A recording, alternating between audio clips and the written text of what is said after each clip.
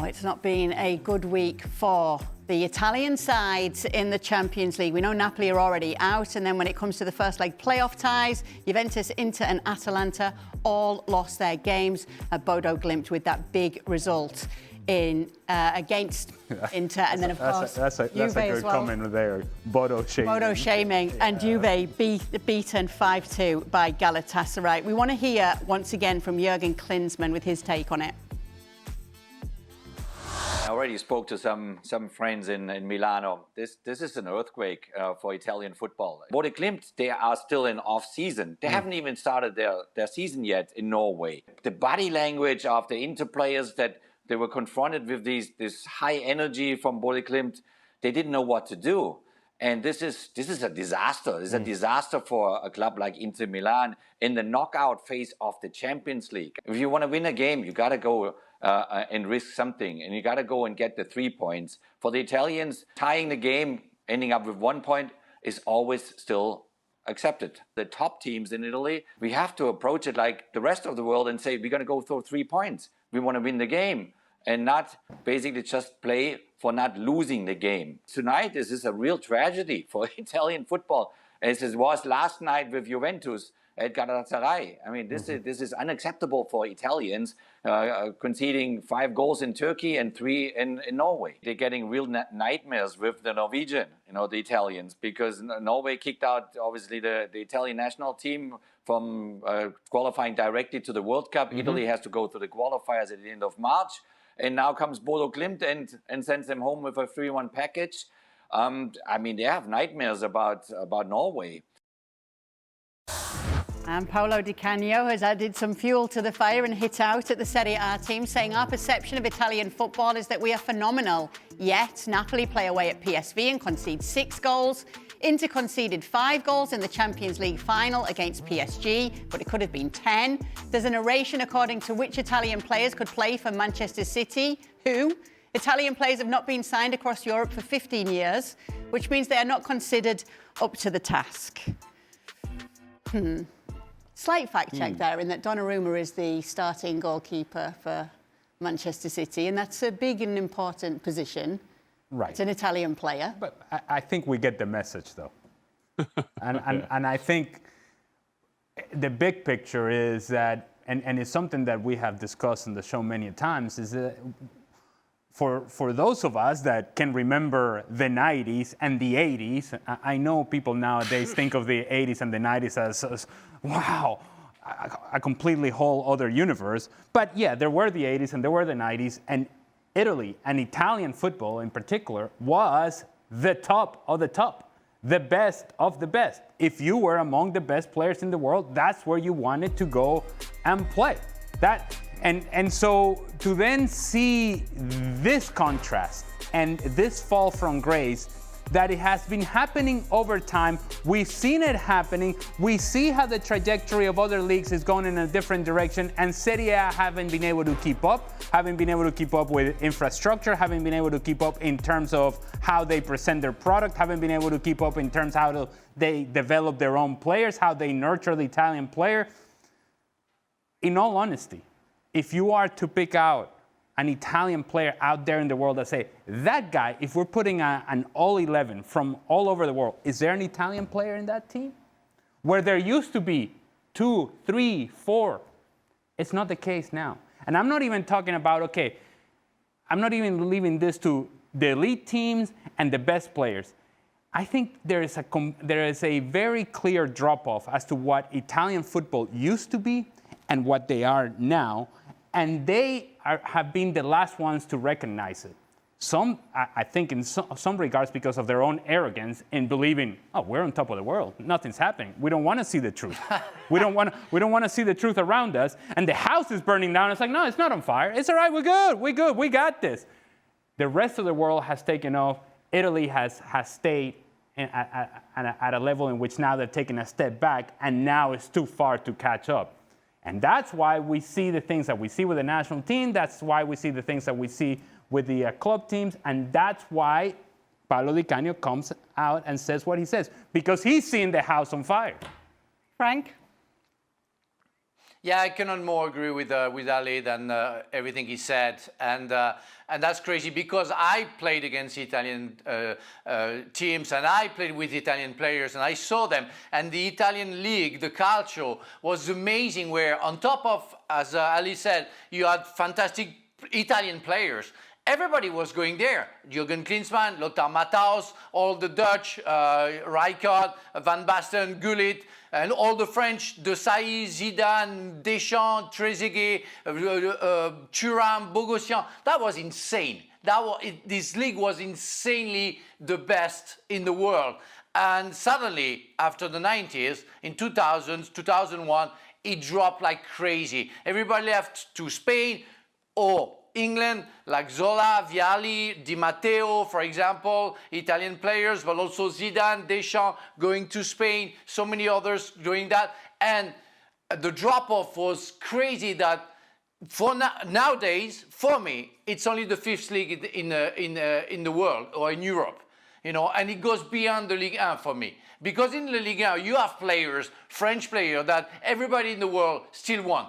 I can't name any Italian players where you say, ooh, that guy should go to Liverpool, Manchester United, City, Chelsea, or Real Madrid and Barcelona. I don't see anybody but Donnarumma. That's it. That says a lot about the quality. Excuse me? Calafiori, yes, Calafiori, okay, but, well, you know what? Still Calafiori is still to prove me that he's still the top of the top, like we had Maldini. Come on, you want to compare? Okay, so that's what I'm saying. That I'm still not convinced with the players that I see. And look at the national team. Look the result of the national team. It says a lot. That wasn't even a debate before. It never happened. Italy was a threat to any national team. You knew that against Italy you had a problem.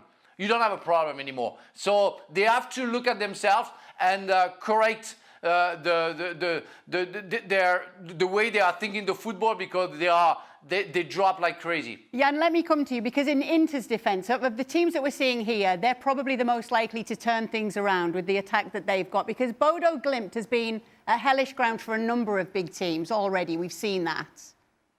Yeah, but I will take a myth. First of all, this is Bodo Glimt who went to Dortmund and played 2-2. This is the Bodo Glimt who went to Atletico Madrid and won the game. So this AstroTurf, cold, snowish kind of excuses, forget it. They have because they have deserved won this. And I was listening to Jurgen Klinsmann. Let's put it this way: the former Inter player and our colleague on ESPN, I got a message from him last night. He understood the nightmare quite early when he saw what was going on. And now it feels like the football train has left the station and Italy didn't know which time it went. They were just left on the perron. They were just standing there. And there is just, and when we went to Norway, that was in our qualification group. When we went down there and beat them 4-1, and I was sitting before the game, I knew Donnarumma was in goal, but I saw the rest of the team and I was thinking, who is playing for Italy now? I mean, back in the days, those were the best players. And Di Canio has a point, although I think that Donnarumma will be a candidate for any all-star team because he's a great goalkeeper. But who is there now? What's the next big thing from Italy? They always had a big talents. Where are they? And to Jan's point, it's a World Cup year, right? And one of the things that we do during the World Cup is we collect the stickers, right, for the World Cup and the photo album of the World Cup teams. In World Cups from years past, let's go back 20 years, you would know every single player that was going to be in that Italian national team that was part of that photo album that you were collecting. You knew who they were, you knew where they played, you knew their trajectory, you knew what they had won, because that's how important and relevant they were in the landscape of world football. You cannot do the same with this Italian national team, assuming that they make it to the World Cup. Assuming that they make it to the World Cup. Which that in itself tells you where we are, that this is part of the conversation. We're no longer saying, well, for certain they're going to be in. No, let's see if they get through the qualification process, because Norway, when I say Norway kicked the backside of Italy, it is it was a whooping over 2 games. Well, you don't think that you carry that with you if you're Italy? And a team with that sort of history, you don't think you carry the failures from the past into the qualification playoff? You do. The pressure is on you. And so we assume that they're going to be in it, and that still doesn't change the fact that those players, you have Donnarumma here, maybe this guy over there. I'm supposed to get excited about Pio Esposito. Maybe I'll get excited about that guy sometime if he plays regularly, but he doesn't. Who am I going to get excited about? Chiesa, he doesn't play regularly in Liverpool. You brought Calafiori. He doesn't play regularly at Arsenal. Who am I getting excited about if I'm an Italian? Okay, all right. Who am I getting excited about? Ramazzotti? Oh, no, he's a singer. He's a singer. Yes, he's a singer. Frank. One thing that I want to say about Jan's comment about the football train, I have to tell you that I took the fast train in Italy. It's much better than the fast train in France. So that's something wrong. You know, you cannot compare. We do have to bring up the financial pressure, though, don't we? Because they face more financial pressure now, which has come up. So the export of Italian talent has happened more. I looked back to see, in terms of transfers, Serie A teams have not been able to spend 75 million plus euros for a player since 2022 when Juve signed Vlahovic from within the league. So then you're losing talent like Victor Osimhen to teams that can pay a lot more money. Yeah, but this goes along with something that Jan mentioned earlier, and Frank has alluded to it, and I mentioned it as well. Is that it's not just about the players and the talent level within Serie A and the academy products and how you nurture and grow Italian players. It's not just about that. It's how you are presenting your product. It's the quality of the stadiums. It's everything that now is part of running a football team at the elite level. It's the suites in the stadium. It's how you present your team, how you actually sell your team at a corporate level. These are things that you now have to do in order to have the revenue to be able to keep these players. But if you watch Serie A, and we watch it, the way it is presented, it seems like the rest of the world is on high definition, 4K, ultra, something or other, and these guys are still stuck in the 1990s, in the 1980s. And that's true. So it's difficult to create an argument for Serie A unless they're willing to modernize and that they get rid of the red tape, because there's a lot of red tape in Italian politics within those stadiums, within those cities. They have to get rid of that in order to be able to modernize and be able to compete. Right now, they're not competing. And it's a very good point, because I think there's a lot of things we discussed in football this week that is also a society problem, and it's a part of the building a nation, building the infrastructure of a nation.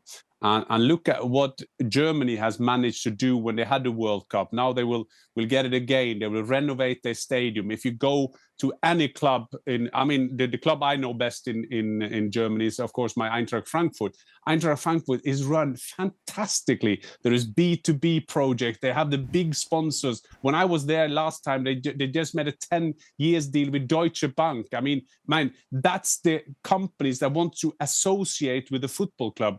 And in Italy, this has been going on for years, because in the 80s and the 90s and into the new century, they were able still with the money to kind of get them in there. But if you saw now, there was this Deloitte list of the most valuable clubs in the world.